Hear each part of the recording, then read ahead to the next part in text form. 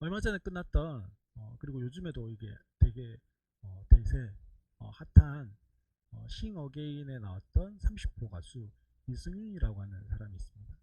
이 가수가 나왔을 때요, 많은 사람들이요 반반으로 이렇게 싹 갈렸어요. 저 사람 뭐지? 되게 신선하다. 되게 음악이 좋다. 뭐 이렇게 하는 사람도 있었고요. 또 어떤 사람들은 저게 무슨 음악이야? 이렇게 저 사람은 대중성이 없어서 안 돼. 이렇게 이야기하는 사람들도 있었습니다. 심지어는요, 뭐 사람들만 그렇게 이야기하는 것이 아니라 심사위원들도요, 이 갈려가지고 그렇게 이야기를 하기도 했었습니다. 사람들이 분명히 그 사람 한 사람이잖아요. 근데 이게 소위 요즘 이야기하는 개취일 수도 있는데, 개인적인 취향일 수도 있는데, 그 사람을 판단하는 기준이요 다 달라요. 바라보고 똑같은 한 사람을요, 누구는 너무 좋은 사람이라고 이야기하고 누구는 죽일 놈이라고 이야기해요. 이게요 비단 뭐 한 사람에 대한 것뿐 아니라 뭐 사건을 바라보거나 모든 것에 다 적용되어지는 거죠. 오늘 사도 바울을 향해서도 마찬가지입니다. 오늘 사도 바울이 지금 로마에까지 오게 된 이유가 뭡니까? 서로 다른 판단의 기준에 따라서 사도 바울을 바라보았기 때문에 그런 거죠. 18절로 19절에 보면 사도 바울이 이렇게 이야기합니다. 로마 사람은 나를 신문하여 보았으나 사형에 처할 만한 아무런 근거가 없으므로 나를 놓아주려고 하였습니다. 그러나 유대 사람이 반대하는 바람에 하는 수 없이 내가 황제에게 상소한 것입니다. 이렇게 되어 있습니다. 여기에 뭐 영어 성경이나 아니면 헬라어 원문에 보면요, 나를 놓아주려고 하였다. 여기에 보면 계속해서 놓아주려고 노력했다. 뭐 이렇게 되어 있습니다. 근데 그 시도가 누구에 의해서 막혔습니까? 유대인들에 의해서 막힌 거예요. 그래서 살기 위해서, 왜 살기 위해서요? 사도 바울을 죽이기 전에는 먹지도 않고 뭐 자지도 않겠다 했던 사람들이 40여 명이 결사단이 딱 버티고 있는 것을 소식을 듣고는 살기 위해서 황제에게 상소하고 로마에까지 오게 되었죠. 이렇게 동족들의 반대와 미움을 받는 사도 바울, 왜 이렇게 유대인들에게 미움을 받는 겁니까? 그것을 사도 바울이 뭐라고 이야기했냐면, 오늘 성경 말씀에 보면 이스라엘의 소망 때문이다 이렇게 이야기하고 있습니다. 뭐 때문에요? 이스라엘의 소망 때문. 이스라엘의 소망이 무엇입니까? 바로 자신들이 그렇게 기다리고 소망했던 메시아예요. 말이 됩니까? 메시아 때문에 내가 상소해서 지금 이 지경까지 와 있다. 지금 로마에까지 와 있다. 이렇게 이야기하는 거예요. 메시아 때문에 재수가 됐대요. 구약 시대에서부터 시작해서 모든 유대인들, 모든 유대인들은요, 하나도 빠짐없이 누구를 소망했습니까? 메시아를 소망했어요. 모두 다가 메시아가 이 땅 가운데 오셔서 우리를 구원해 주시기를 소망했어요. 사도 바울은 그 소망했던 메시아를 만났고 그 메시아를 증거하는 사람이 되어졌습니다. 그런데 어떻게 해요? 그 메시아 때문에 지금 감옥에 와 있다. 심지어는 그 메시아를 함께 소망했던 누구에 의해서요? 유대인들에 의해서. 유대인들에 의해서 메시아 때문에 어디에 와 있어요? 감옥에 와 있어요. 이유는요, 수백 년 동안 이 강대국들에게 이스라엘은 늘 식민지로 살았어요. 나라가 바뀌었는데, 나라가 바뀌어도 여전히 이스라엘은 식민지인 거는 똑같았어요. 그래서 이스라엘 사람들이 소망하는 메시아는 다윗 같은 메시아예요. 그래서 선지자들이 계속해서 이야기하는 게 뭐냐면, 다윗 때처럼, 솔로몬 때처럼 평안하고 안연하게 거하는 것. 포도주를 마시면서 무화과나무 아래에서 와 좋다 했던 그 다윗 때처럼, 솔로몬 때처럼 우리가 그렇게 살아가는 것. 그게 소망이었어요. 그래서 나다나엘이라고 하는 사람이 무화과나무 아래에서 메시아를 기다리며 기도하고 있었습니다. 그때 예수님이 뭐라고 이야기하시냐면 내가 네가 무화과 나무 아래 있을 때 너를 보았다 이렇게 말씀하세요. 아니 무화과 나무 아래 나다나엘이 쉬고 있는 게 뭐가 그렇게 대단하다고 무화과 나무 아래 있을 때 너를 보았다 이렇게 이야기하셨을까요? 그게 바로요. 무화과 나무 아래에서 너를 보았단 말은 네가 메시아를 소망하면서 그 시간에 기도하고 있는 거 내가 봤어. 그 메시아가 나야. 이렇게 이야기하신 거라는 거예요. 이스라엘 사람들이라면 유대인들이라면 누구나 그런 소망을 가지고 있어요. 그런데 그 소망 안에는요. 어떤 것이 있냐면 다윗처럼 혹은 신구약 중간 시대에 보면 마카비 왕조라고 하는 왕조가 있었습니다.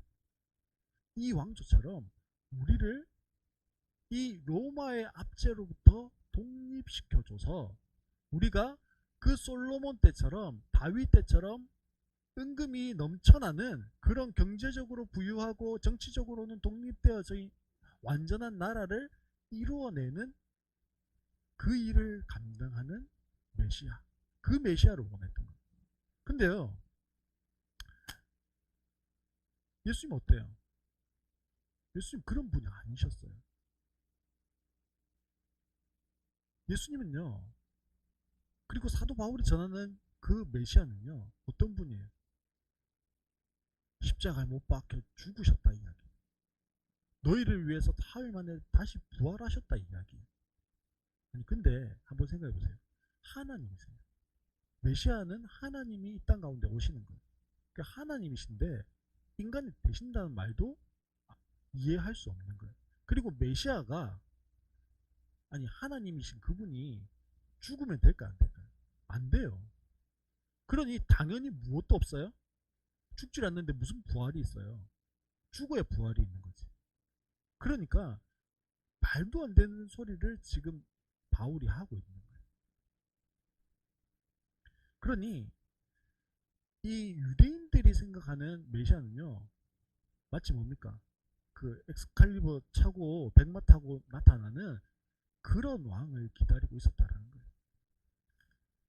근데 나사렛 출신 저 못 사는 빈민가에서 태어난 예수님 그리고 아무런 정치적인 힘이 없는 예수님 더군다나 죄인들만 그것도 나쁜 죄질의 죄인들만 달려 죽는다라고 하는 십자가에 못 박혀 죽은 예수 그 예수가 메시아라고 주장하고 있는 사도 바울 이건 뭡니까? 사기꾼도요 이런 사기꾼이었고요 하나님을 모독해도 이런 하나님에 대한 모독이 없는 거예요. 그러니 당연히 유대인들의 입장에서는 바울을요 가만히 둘 수 없는 거예요. 얼토당토 안 하는 거예요. 근데 더 놀라운 건 뭔지 아세요? 사도 바울이요 이런 허무맹랑하고 얼토당토 않고 입에도 담을 수 없을 정도의 신성 모독인 이 말을 서슴지 않고 계속해서 뭐하고 있는 거예요? 증거하고 다니는 거예요. 그러니 사도 바울은요 죽어도 싸고 죽이기 위해서 쫓아다니는 사람들이 많고 그러다 보니 어디가 더 안전해요? 감옥이 더 안전한 거예요. 지금 바울이요 왜 이렇게 죄수가 되어서 고초당하고 있다고요? 이스라엘 소망 때문에 즉 예수 때문에 이렇게 고난을 당하고 있다. 지금 바울은요 예수 때문에 쇠사슬에 매인바 되었다라고 말씀하고 있습니다. 바울은 지금 눈에 보이는 쇠사슬에 매여 있는 죄수가 되었어요. 근데요 우리 주위에 보면 눈에 보이지 않는 그 쇠사슬에 매여서 살아가는 사람들이 얼마나 많은지 모릅니다. 믿지 않는 사람들은요 말할 것도 없죠. 얼마나 많은 것들에 매여서 살아가는지 몰라요. 그러면 예수 믿으면 그 매임으로부터 자유할까요? 자유해져요. 근데 자유하지 못한 사람들도요 많이 봅니다. 마치 유대인들이 율법에 매여 있었던 것처럼요 오늘의 그리스도인들 중에도요 그렇게 매여 있는 사람들이 많다고요. 내가 교회에서 보고 듣고 배웠던, 그렇게 해왔던 것들이요, 나를 메고 있는 것들이 많이 있다. 그게요, 뭐가 아닌데요? 진리가 아닌데. 그게 하나님의 말씀의 원리에서 벗어나는데, 그냥 내가 그렇게 배웠어. 내가 그렇게 보고 자랐어. 그래서 그것들에 매여 있는 것들이 너무 많습니다. 그것들이 나를 힘들게 하고요, 자유하지 못하게 하고, 신앙생활을 하는데, 예수 믿는데, 교회에 오는데, 예배는 드리는데 전혀 기쁨이 없고요, 자유가 없고요, 간격이 없게, 그것들이요 나를 꽁꽁 싸매고 있을 때가요 너무 많다는 거죠. 예수를 믿지 않는 사람들이 매여 있는, 그래서 자유하지 못한 것은요, 죄 때문에 그래요. 그 죄 때문에 매여 있는 그것으로부터 자유하게 하시기 위해서 제2위 하나님이신 예수님이 인간의 몸으로 이 땅에 오셔서 우리의 모든 묶임들을 끊어내시고 우리에게 참된 자유를 주시기 위해서 십자가에 못 박혀 죽으셨어요.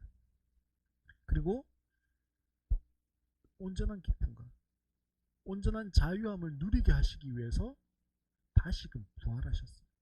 너희들도 나와 같이 이런 기쁨과 누림을 함께 하자. 그러니 우리는요, 그리스도 안에서 참된 자유와 기쁨과 행복을 누려야 하는 거예요. 이 참된 자유와 행복과 기쁨을 누리는 인생은요, 그 다음에 어떻게 될까요? 그런 자유와 기쁨을 누리는 인생은요, 매이게 되어집니다. 동시에, 아니, 누린댔다가 풀렸댔다가 다시 매인다 해서 무슨 소리예요? 맞죠? 어디에 매이는 거예요? 그리스도 안에서 매이는 거예요. 그리스도 안에서 매여 있다는 말은요, 자유 안에서 매여 있는 거예요. 내가 자유해요. 어디 안에서요? 그리스도 안에서 자유해요. 그러나 나는 어디에 매여 있는 사람이 된 거예요, 이제? 그리스도에게 매여져 있는 거예요. 내가 자유하지만, 기뻐하지만, 즐거워하지만 세상에 매여서 이전에는 헉헉거리면서 이 매임을 어떻게 이어가지, 그러면서 우리가 매여 있었다면, 자유 안에서 매인다, 그리스도 안에서 매여 있다는 것은 할렐루야 하면서 우리가 뭐 하는 겁니까? 매여 있는 거예요. 기뻐하면서, 감격하면서, 즐거워하면서, 온전한 누림을 가지면서 그 안에서 뭐 하는 거예요? 내가 그리스도에게 매여 있는 거예요. 그 매임이요, 나로 하여금 나의 VIP에게로 시선을 돌리게 만듭니다. 왜요? 내가 기쁘니까, 내가 자유하니까, 내가 감격하니까, 내가 누리니까 그렇지 못한 사람들에게 그 시선이 가는 거예요. 그 매임이 약한 사람들을 바라볼 때 그들에게로 시선이 가게 만드는 거예요. 그 매임이요, 내가 기뻐하지 못하고 자유하지 못한 그 사람들을 바라볼 때 그 사람들에게로 우리의 시선이 가게 만드는 겁니다. 사랑하는 성도 여러분, 우리가요, VIP 삼아야지, VIP 찾아야지, VIP, 아무리 해도요 VIP가 안 생기잖아요. 도리어 마음의 짐만 생기잖아요. 근데 내 안에 그 자유함이, 누림이 있어야, 이거를 쟤도 알았으면 좋겠고 쟤도 그렇게 했으면 좋겠고, 그런 마음이 드는 거예요. 사람들은요, 쇠사슬에 매인 죄인의 모습으로 로마로 온 바울을 향해서, 야, 넌 누구야? 네가 믿는 예수는 뭐야?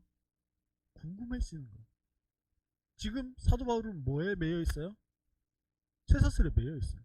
근데 바울이 쇠사슬에 매여 있는데 심적으로는 자기들이 매여 있는 것 같고 바울은 자유한 것 같아요. 그러니 궁금한 겁니다.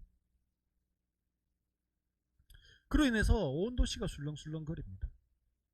지금 유대인들은요, 그 바울이 궁금해요. 그 바울이 믿는다라고 하는 그 예수가 궁금해요. 그래서 바울은 그 질문에 대해서 내가 답해줄게. 너 우리 집으로 와라. 그렇게 하면서요 초대합니다. 바울과 로마에 있는 유대인들의 첫 만남은요 그냥 지나가다가 만나는 그런 만남이 아니었어요. 시간을 정하고 만나는 첫 만남이었어요. 사실 로마에 있는 유대인들은요 별 기대 없이 사도 바울을 만나러 갔을 수 있습니다. 저 인간이 무슨 말을 하는지 한번 드러나 보자. 그런 마음으로 갈 수 있죠. 하지만 바울의 입장에서는요 완전히 다른 거예요. 바울은요 늘 어디까지 가기를 소망했습니까? 내가 기회만 되면, 내가 환경만 되면 어디 갈게? 로마로 갈게. 내가 로마로 가고 싶다. 로마, 로마, 로마. 그렇게 늘 로마를 외쳤던 사람이 바울이었습니다. 왜요? 그곳에서도 복음을 전해서 그 로마에서 복음이 전 세계로 열방으로 땅 끝으로 무엇되기를 소망하는 마음이 있었어요? 확산되어 가기를 소망하는 마음이 있었습니다. 그러니 늘 로마를 외쳤어요. 그러니 로마에 있는 유대인들이 예수 믿으면 그 폭발력이 엄청난 걸 너무 잘 아는 거예요. 그러니 늘 로마를 외쳤습니다. 그리고 실제로 로마에 왔어요. 그리고 그 유대인들을 자기가 있는 그곳으로 초대했습니다. 그 사도 바울의 마음은요. 지금 초대 받아오는 이 유대인들과 완전히 다른 거예요.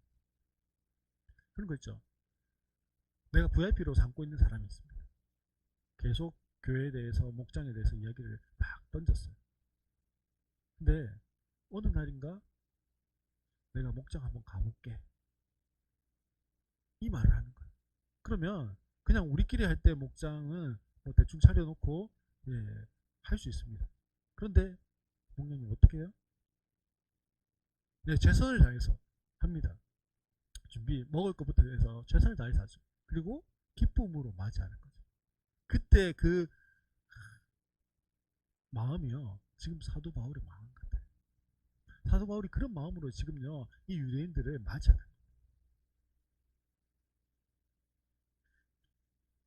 오는 사람은 아무 감흥이 없어요. 그냥 한번 하도 저래 사니까 가봐주지 하면서 목장에 왔을 수 있지만 네, 목원들이랑 초대한 그 사람은요 얼마나 더 긴장하고 설레고 기도하면서 그 사람을 맞이하는지 모릅니다.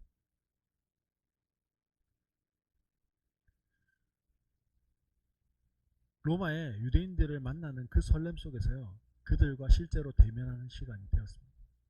그 대면의 시간에 바울이요 충분히 주눅이 들 수도 있어요. 왜요? 유대인들이 늘 사도 바울을 향해서 딴지를 걸었어요. 그리고 그들이 생각하는 메시아와 바울이 생각하는 메시아, 바울이 만났던 메시아, 바울이 전하는 메시아가 완전히 다르거든요. 그러니 부담이 될 수 있습니다. 그런데 23절에 보면 바울이 아침부터 저녁까지 강론하여 이렇게 말합니다. 지금 바울이요 거침없이 설교를 하고 있어요. 제가 보통 설교가요 한 30분, 뭐 35분 정도 됩니다.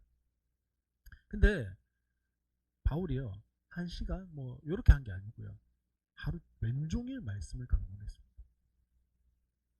체력이 왕성한 젊은 사람도요 뭐 편안한 의자에 앉아서 강의를 해도 하루 종일 강의하는 게 쉽지 않을 거예요. 근데 사도 바울은요 이미 이때가 예수님 만나고 다메섹 도상에서 예수님 만나고 난 다음에 한 30년 뒤거든요. 그러니 이제 노년이에요. 노년이고 심지어는 어느 정도의 자유를 줘서 네 돈으로 네가 새빵을 얻어서 살아라라고 했지만 한 손에는 여전히 뭘 차고 있냐면 쇠사슬을 차고 있어요. 그 상태로 하루 종일 이야기한다고 생각해 보십시오. 그래도 의전이 좀 괜찮아가지고 끼니 때마다 딱딱 밥을 챙겨주면서 중간중간 음료와 간식과 과일을 차려주면서 사도 바울 뭐 이렇게 강의하세요 뭐 이렇게 하면 모르는데 그런 것도 아닐 거잖아요. 그럼에도 불구하고 사도 바울이요 아침부터 저녁까지 말씀을 강론했다 이렇게 되어 있습니다. 근데 여기 아침부터라고 하는 단어가요. 이른 새벽, 꼭두 새벽부터라는 뜻을 가지고 있습니다.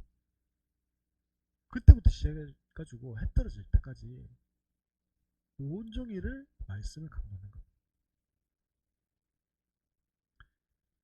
근데 31절에 보면요. 이렇게 되어 있습니다. 담대하게 거침없이. 거침없이라고 하는 표현이요. 그 세번역에는 방해받지 않고 뭐 이렇게 되어 있어요. 그 헬라 원문적인 단어적인 의미에는 방해받지 않고 자유롭게 뭐 이런 뜻이 있는데 번역 자체가 개역 개정이 훨씬 이펙트 있게 오는 것 같습니다. 그래서 거침없이 가르쳤다. 사도 바울은요, 뭘 그렇게 거침없이 가르쳤을까요? 모세 율법에 대해서 정통한 사람입니다. 왜냐하면 그 당대 최고의 율법 교사였던 가말리엘의 수제자였거든요. 그러니 뭐 사도 바울도 당연하겠죠. 가장 정통한 사람입니다. 그리고 선지자들의 글에 대해서도 전혀 뒤지지 않는 사람이에요. 즉 구약을요 너무 잘 알고 있는 사람입니다. 구약의 구절 구절마다 그리고 그 구약의 구절 구절이 가지는 메시아 사상에 대해서도요 누구보다 잘 알고 있던 사람이 바로 바울이었습니다. 그러니 구약의 창세기부터 시작해서 말라기까지 나와 있는 그 구약의 말씀들, 그 말씀들이 예수님이라고 하는 그 메시아에게 어떻게 성취되었는지, 이 모든 것이 성취되어지게 이루어지게 한 사람, 한 사람에게 이루어지고 성취되어진 그 사람이 누구냐면 예수님이다. 이 이야기를요 하고 있는 겁니다. 근데 사도 바울이요 담대하게 이야기했대요. 사도 바울이 다메섹 도상에서 예수님을 만난, 부활하신 예수님을 만난 이후로 지금 30년이 지났습니다. 얼마나 많이요 전도여행을 했는지 몰라요. 얼마나 많이 서신서들을 써냈는지 모릅니다. 그래서 13권 썼거든요. 얼마나 많이 복음 전도를 했는지 모릅니다. 30년 동안 복음에 대해서 이야기했으니까요. 그런데요 오늘 로마에 있는 유대인들에게 하나님 나라와 예수에 대해서 증거하기 위해서는 뭐가 필요했다고요? 담대함이 필요했대요. 사실 한 가지를 한 30년 했으면요 우리가 뭐라고 부릅니까? 달인 이렇게 부르잖아요. 눈 감고도 한다 뭐 이런 말이 있는 것처럼 사도 바울이요 예수님에 대해서 하나님 나라에 대해서 복음에 대해서 이야기해봐라 이러면 뭐 눈 감고도 했겠죠. 진짜 찔르면 나왔겠죠. 근데요 무슨 부담과 담대함이 필요했겠습니까? 제가 설교를 이제 한 게요 한 20년이 돼갑니다. 근데요 여전히 버벅거리고 여전히 예, 설교를 준비하는 동안은요 예민해지고 여전히 설교하기 위해서는요 긴장해요. 저하고 또 사도 바울하고 비교할 게 안 되죠. 근데요 그런 한 말씀을 표현하고 전한다라고 하는 것이 가지는 어, 그런 긴장감이 있는 것 같아요. 근데 지금 바울이 하는 일이 뭡니까? 설교를 한다는 것이, 말씀을 전한다는 것이, 복음을 전한다는 것이 어떤 일입니까? 사단의 종노릇하던 인간을, 죄악으로 가득한 인간에게 뭘 하는 겁니까? 복음을 전하는 거잖아요. 그래서 생명을 전해주는 일이에요. 생명을 심는 거예요. 마치 어떤 것 같았냐면 고요한 호수가 있잖아요. 거기에다가 돌을 하나 탁 떨어뜨리면 어떻습니까? 혹은 이슬이 한 방울 탁 떨어지면 어떻습니까? 그 호수에서 그 떨어진 거기에서부터 시작해서 파장이 쫙 일어나죠. 또는 그 기름기가 꽉 껴 있는데요. 세제 같은 거 한 방울 탁 떨어지면 어떻든가요? 그 기름들을요 쫙 밀어내면서 가는 걸 봅니다. 마치 복음이 떨어진다는 것, 복음이 선포되어진다는 것, 그런 거예요. 인간은 어때요? 자기 의를 따라서 사단에 매여서 수십 년을 살아왔습니다. 그 사람에게 복음을 전한다, 복음이 전해진다. 그것은요, 그 우리의 죄악된 본성이 어떻게 해요? 모두 다 제거되어지고 그곳에 예수 생명이 들어가게 하는 그 작업이에요. 그러니 매 순간마다 내가 30년을 해왔건 40년을 했건 일평생 해왔건 그것과 상관없이 복음이 전해져야 하는 그 현장은요, 어떤 거예요? 영적인 전쟁터이기 때문에 담대함이 필요할 수밖에 없어요. 뿐만 아니라 왜 담대함이 필요합니까? 유대인들이 생각하는 메시아와 바울이 전하는 메시아가 완전히 다르기 때문에 그래요. 서두에도 이야기했던 것처럼 신성모독이고 사기꾼이라고 이야기할 만한 그 예수를 전해야 하기 때문에 그런 겁니다. 사람들은 어떻게 생각합니까? 예수 하면 너무 잘 알아요. 실패한 개혁가, 가난한 사람들의 친구, 신성모독의 상징, 십자가형을 받은 죄수. 하지만 바울은 하나님의 나라가 유대인들이 생각하는 힘과 권세로 통치되어지는 유대 민족 국가를 의미하는 것이 아니라 지금 우리 가운데 임한 그 나라가 하나님의 나라. 내 가운데 이전에는 성령이 임하지 않았는데 예수님이 승천하시면서 성령 하나님을 보내주셨어요. 그 성령 하나님이 내 가운데 내주하시고 그 성령 하나님이 자꾸 우리에게 말씀하시는 거죠. 하나님의 말씀을 따라 살아가는 방향으로, 그리스도 안에서 자유하고 그리스도 안에서 매여 있는 방향으로 우리를 자꾸만 이끌어 가세요. 내가 거기에 반응합니다. 그러면 내가 무엇이 되는 거예요? 하나님의 통치를 받는, 하나님의 통치를 받는 나는 뭐가 됩니까? 하나님의 나라가 됩니다. 그리고 그 하나님의 나라로 통치받는 내가 한 사람 한 사람 한 사람 생겼어요. 이 공간이 무엇이 되어지는 겁니까? 하나님 나라가 되어지는 거예요. 이 하나님의 나라가 되어진 우리가 세상 가운데로 나아가면 그 공간이 또 무엇이 되어지는 거예요? 하나님 나라가 되어지는 거예요. 사도 바울이 이야기하는 하나님 나라는요, 유대인들이 이야기하는 이스라엘 왕국이 아니에요. 우리 한 사람 한 사람이 그 하나님 나라가 되는 거예요. 근데 이것을 유대인들이 거부하니까요, 누가 하나님 나라가 돼요? 오늘 본문에 나와 있는 것처럼 이방인들이 이방인들에게로 그 복음이 전해져 버리는 거예요.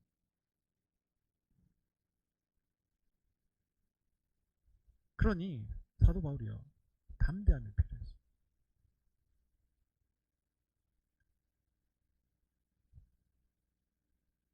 근데요, 지금 우리가 살펴보고 있는 이 사도행전 28장 이후에도 사도 바울의 사역이 계속 되었을까요? 안 됐을까요? 되었어요. 근데 오늘 본문을 끝으로 28장으로 사도행전이 끝나버립니다. 이 사도행전의 저자였던 누가는요, 8장까지는 12사도를 중심으로 해서 이야기를 쭉 해오다가 9장부터는 어떻게 해요? 사도 바울이라고 하는 사람을 중심으로 이야기를 쭉 해서 28장까지 사도 바울 이야기로 쭉 끝나버립니다. 그러면 초점이 어디에 있는 거예요? 사도 바울에게 있는 것 같아요. 그런데 오늘 본문 이후에 사도 바울은 잠시 석방되었습니다. 한 2년 정도 석방이 되어가지고요, 자유의 몸으로 로마에서 사역을 합니다. 그리고 우리가 잘 아는 네로 황제 때 그 로마의 대화재로 인해서 기독교인들이 탄압을 받게 되어지고, 그로 인해서 사도 바울도요 다시 투옥되어지고 사형을 당하게 되어지죠. 그러면 누가가 어디까지 기록해야 돼요? 29장 해가지고 사도 바울이 다시 감옥 가서 잠수되어진 것까지를 기록하고 또 거기에다가 뭘 해야 됩니까? 이제 끝낸다 뭐 이렇게 하면서 끝내야 돼. 근데 이 사도행전은요 시작하는 말은 있어요. 데오빌로야 내가 먼저 쓴 글에는 이러면서 데오빌로라고 하는 사람에게 보내는 편지예요. 근데 끝이 없어요. 아직 끝나지가 않았어요. 왜 그렇습니까? 지금요 바울 아니 누가는 바울에게 초점이 있는 것이 아니라 하나님 나라가 어떻게 전진해 가는지에 초점이 있는 거예요. 그래서 처음에는 누구를 통해서요? 사도들, 12사도들을 통해서 하나님 나라가 이렇게 전진해 갔어요. 근데 그 주역이 누구로 9장에서 바뀐 거예요? 바울로 바뀌었던 거예요. 그 주역이 바울에서 그럼 28장에서 바울 사역이 끝났어요. 29장부터는 기록되지 않은 29장은 누가 사역하는 걸까요? 우리가 하는 거죠. 우리가 그 하나님의 나라를 전진되어져 가야 하는 하나님 나라를 만들어가는 겁니다. 그래서 28장에 끊임없이 나오는 메시지가 있는데 그 메시지가 뭐냐면 예수예요. 우리가 전해야 하는 것은요 예수이기 때문에 그래요. 바울이 아닌 거죠. 우리 각자의 일상 가운데서 사도행전 29장이 쓰여져 가는 겁니다. 엮여져 가는 거죠. 거침없는 하나님의 말씀, 거침없는 하나님의 능력이, 거침없는 하나님의 섭리가, 거침없는 하나님의 사랑이, 거침없는 하나님의 은혜가, 그 거침없는 복음의 은혜가, 사랑의 능력이 우리의 일상을 통해서 더 풍성하게 드러나야 하는 거죠. 그 풍성함을 더욱 담대히 거침없이 전할 수 있기를 소망합니다. 그래서 각자의 사도행전을 써내려갈 수 있기를 바랍니다. 근데 한 가지 더 필요한 거예요. 이 거침없이 사도행전을 써내려가고 싶죠. 근데 어떻게 거침없이 써내려가죠? 내가 사도 바울이 아닌데. 그리고 거침없이 하려면 뭐가 필요합니까? 담대하려면 뭐가 필요하죠? 확신이 필요해요. 이 확신이 어디서부터 올까요? 확신은요 지식에서부터 출발하는 거예요. 내가 이것에 대한 정확한 정보가 있어야 거기에서 뭐가 생깁니까? 확신이 생기는 거죠. 내가 이걸 잘 몰라요. 근데 거기에 대해서 확신할 수 없는 거죠. 그러나 내가 이것에 대해서 전문가예요. 그러면 내가 확신하면서 이야기할 수 있는 거죠. 예수에 대한 지식, 성령에 대한 지식, 이 모든 것이요 성경의 지식, 성경의 지식이 우리의 일상을 거침없이 복음으로 나아갈 수 있게 만들어주는 거예요. 근데 여전히 좀 불편합니다. 아니 너무 거창한 것 같잖아요. 내가 하나님 나라를 만들고 거침없이 뭐 사도행전 29장을 써라 했었고 안 거창해 보입니까? 저는 설교 준비하면서 나한테 너무 거창한데 뭐 이런 생각들을 했어요. 요즘 전 세계적으로 계속 우리 목장 가운데서 교회 가운데서 기도했지만 미얀마의 상황들이 점점 좋지 않아지고 있잖아요. 많은 영상들이 있는데 그 중에 한 영상을 한번 좀 보도록 하겠습니다.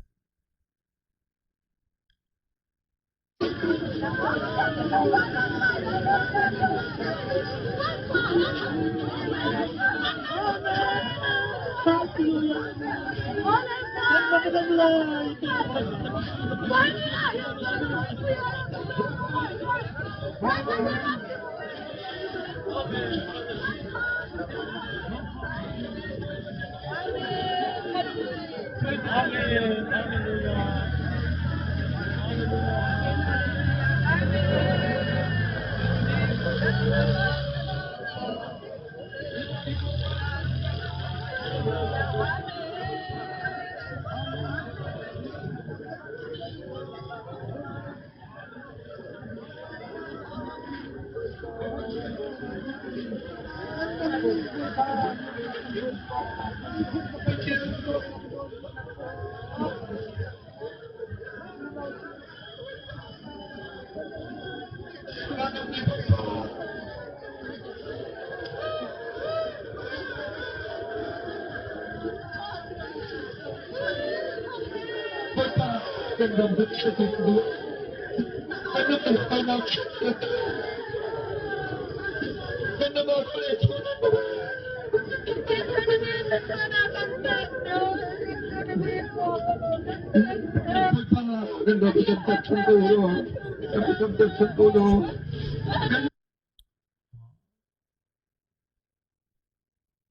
미얀마에 기독교인들이요 시위 현장으로 나온 거예요.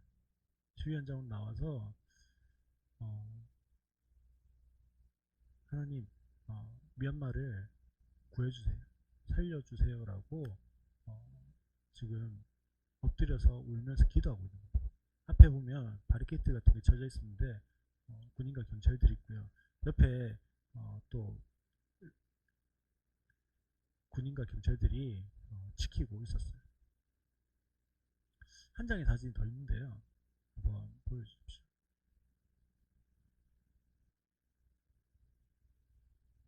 다음, 예. 뭐 보신 분도 있을 수 있어요. 한 수녀가요, 제발 총 쏘는 거를 멈춰달라고 미얀마에 있는 한 수녀가 경찰들 앞을 막아서고 무릎으로 무릎 꿇고 기도하고 있는 장면. 저 모습에 미얀마 경찰들이요 총을 내렸어요. 그리고 어떤 사람들은 저 사진 다음에 보면 어떤 사람들은 경찰 중에 무릎을 꿇고 함께 수녀와 함께 기도하고 있는 장면들이 있습니다. 우리가요 세상을 향해서 거침없이 하이킥을 한다. 그게요 야 이러면서 예수 보고 뭐 이렇게 하는 그것만이 세상을 향한 거침없는 담대함이 되어지는 게 아닙니다. 내가 있는 그곳에서요 저 수녀와 같이 혹은 저 미얀마의 기독교인들과 같이 하나님 앞에 무릎 꿇는 거예요. 그리고 기도하는 겁니다. 그리고 그런 내가 그리스도인인 것을 드러내야 하는 그 자리에서 내가 그리스도인인 것을 드러내는 게 우리가 담대하게 한 나라를 점거하는 거고 거침없이 하이킥을 달리는 거예요. 저 한 장의 사진이요. 저 영상이요. 우리가 세상 가운데서 해야 하는 거침없이 하이킥인 것 같아요. 예수천당 불신족을 외치는 게 잘못된 건 아니에요. 그러나 그것만 가지고는 안 돼요. 아무런 변화도 감동도 줄 수 없는 거예요. 저 한 장의 사진이요. 저 한 사람의 모습이요. 훨씬 더 많은 감동과 변화를 가지고 사랑하는 성도 여러분, 오늘 나의 사도행전 29장, 우리 교회의 사도행전 29장은요 그렇게 거창한 게 아니에요. 대단한 게 아닙니다. 그렇지만 하나님이 우리를 향해서 너 나를 위해서 일하지 않겠니? 너 나에게 좀 매여있지 않겠니? 라고 말할 그때 우리가 반응하는 것, 그것입니다. 사랑하는 여러분, 그렇게 할 때요 우리의 사도행전 29장이 우리 교회의 사도행전 29장이 쓰여지는 겁니다. 우리가 그 사도행전 29장을 함께 써내려갈 수 있기를 주의 이름으로 소망합니다.